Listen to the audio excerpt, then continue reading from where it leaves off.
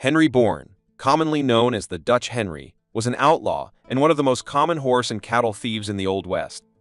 Henry was born to German immigrant parents on July 2, 1849, in Manitouk, Wisconsin. In the 1860s, he moved with his family to Montague, Michigan, where he worked as a logger. Somewhere, he joined the 7th Cavalry, but left it in the late 1860s. Soon after, Borne was arrested at Fort Smith, Arkansas, for stealing 20 government mules. He was sentenced to prison but 3 months later escaped. Remember to hit that subscribe button and like the video if you're loving the content. Your support means the world to us. In 1868 and or 1869, Borne searched for General George Custer. By 1870, he had transferred to the freighter job for George Hoffman and was at Fort Harker, Kansas in June 1870. Cooking for Mark Bedell and buffalo hunting took over the next few months. After a conflict with the Cheyenne Indians and the Army in Fort Lyons, Colorado, he turned to stealing horses and mules.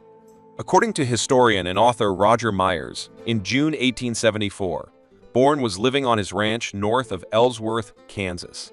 On June 15 of the same year, he was wounded 3 times and wounded by the vice president.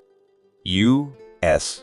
Attorney Alex Ramsey arrested him, took him to Topeka, Kansas, and then to Leavenworth, Kansas, where he spent about 15 months in prison awaiting trial for theft. Was sent back to Leavenworth and held for several months for escaping and stealing a shotgun during the escape attempt. Myers pointed out that Borne's story in the Second Battle of Adobe Walls in Texas could not be true, because he was in a Kansas prison at the time. Shortly after the end of the Red River Indian War in Texas in 1875, Dutchman Henry became the leader of a horse raid group that operated over a large area from Kansas eastern Colorado to New Mexico and the Texas Panhandle. Although the actual number of Borne followers is disputed, it is estimated to be around 300. Henry specializes in Indian ponies and government mules, for which he has found a lucrative market. Borne once claimed that he had never taken a white man's horse. However, the articles adorned his reputation as a murderer and killer. In 1877, after founding Jaya Ranch, Charles Goodnight met Dutch Henry and 18 members of his party camping at Commission Creek near Fort Elliott, Texas. They made a pact, sealed with a drink, that bound the outlaw leader not to attack beneath the Salt Fork of the Red River, the northern limit of Goodnight's range. Borne kept his word and Goodnight left him alone. There is a growing need to bring Dutch Henry to justice. More than once, he successfully escaped from prison and evaded the police, but in December 1878, Los Animas County Sheriff R.W. Wooten arrested him in Trinidad, Colorado. There, Borne was tried for mule theft and transferred to the Bent County Jail. Instead, Bat Masterson took him to Dodge City, Kansas, to execute a robbery order. However, Borne was acquitted in January 1879. Before long, he was on his way to Las Vegas, New Mexico, where he was believed to be a member of the notorious Dodge City gang. By this time, he had become so good at stealing horses that legend has it that he once sold his stolen horse to the sheriff. Their term Dutch, Henry quickly became known as a stolen horse. Henry Holland has 2 brothers, Chris, a respected rancher, and Coyote Pete, a member of the infamous Wild Bunch. There are no known photographs of Dutch Henry, but Northwestern Mountain Police records from 1898 describe the 26-year-old as follows. Dutch Henry was active in Montana on or before 1888, when he was a teenager at Dave Kennedy Ranch, located in the Saco Flats. However, he was fired for being too loose with the irons branded, meaning he changed the trademarks to be able to steal horses. During this period, breeders in Montana could register as many marks as they wanted for as little as $2 each, and they could put that mark anywhere on the animal. Many trademarks are unregistered, so outlaw cattle can easily sell their cattle at the station. Dutchman Henry has trained horses for various Canadian farms in the Big Muddy area and works on the ranch of Pascal Bonneau and Sons, the largest ranch owner in the area.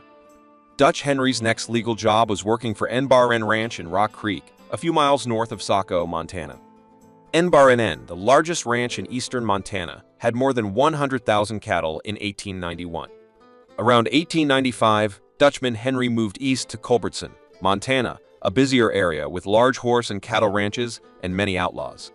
For the next decade, Dutch Henry and the outlaws of Big Muddy Creek terrorized the settlers with horse thefts, kidnappings, and robberies.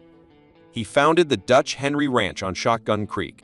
The land is filled with canyons, ravines, and lava flows, creating favorable conditions for the concealment of his nefarious activities. Dutchman Henry himself lived in a well-hidden dugout, and it was here that he began his business in earnest, stealing horses and changing their brands. There is a large market for these horses in the farmlands of Montana, Canadian provinces, and neighboring states. A $9 horse can sell for up to $200 if cheap. The American cavalry needed a constant supply of good horse meat and beef, and Henry the Dutch sold a lot of both.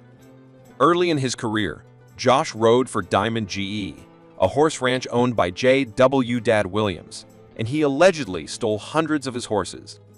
In 1895, he was arrested in Culbertson by Deputy John Eater for stealing cattle from two local ranchers.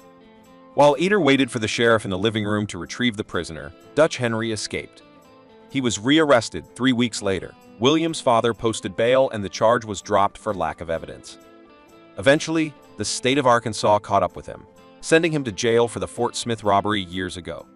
However, his time behind bars seemed to have been short-lived, as in the late 1880s. It became known that he had explored in Summitville, Colorado, and successfully opened the Happy Thought Mine in Creede. In the 1890s, he farmed on 160 acres in the West Fork of the San Juan River, 20 miles from Pagosa Springs, Colorado. This area eventually became known as Lake Borne. In July 1900, Henry married Ida DeLebeau and had 4 children. In the last years of his life, he spoke very little of his past and did not even keep a gun in his home for 7 years, saying that he had to endure all the murders he wanted.